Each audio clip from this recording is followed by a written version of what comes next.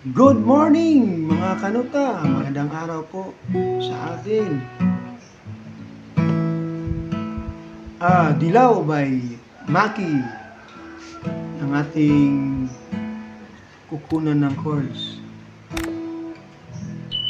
This is your Kuya Rolly and welcome to my guitar tutorial. So ano pang hinihintay natin? Let's go! Yes, nandito na yung chords natin. Maki, dilaw. So sa umpisa, may chords na siyang apat. A, second fret, Eagle, second fret pa rin.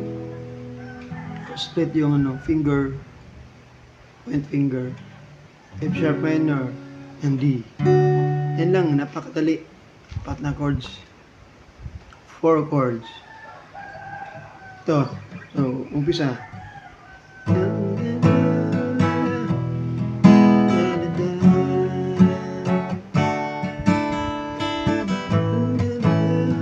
Summing lang.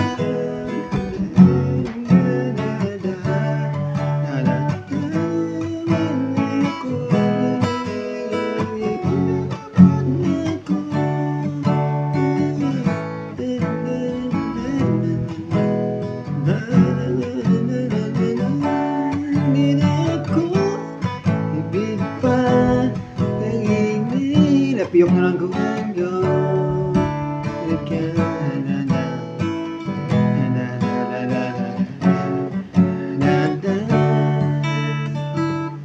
Yan, yun apat lang, madali lang sa mga baguhan. At pwede din yan lagyan ng kapo, second fret pa rin, so magiging mas madali siya, lalo na sa mga kaka-umpisa lang mag-gitara, so magiging G na siya. So, A pa rin yung standard pa rin yung chords. Ang ganito may G, D, Eagle minor, and C.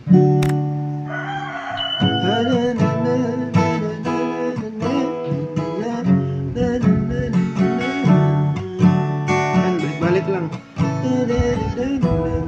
Walang change key, wala lahat.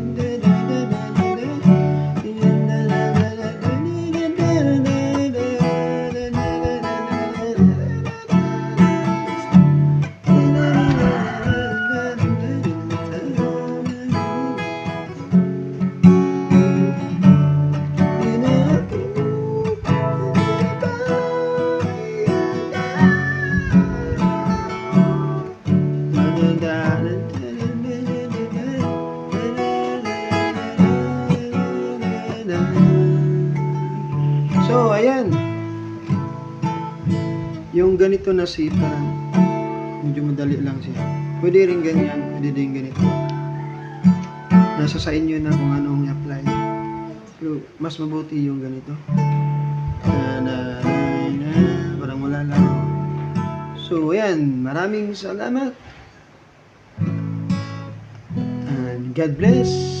See you in my next guitar tutorial.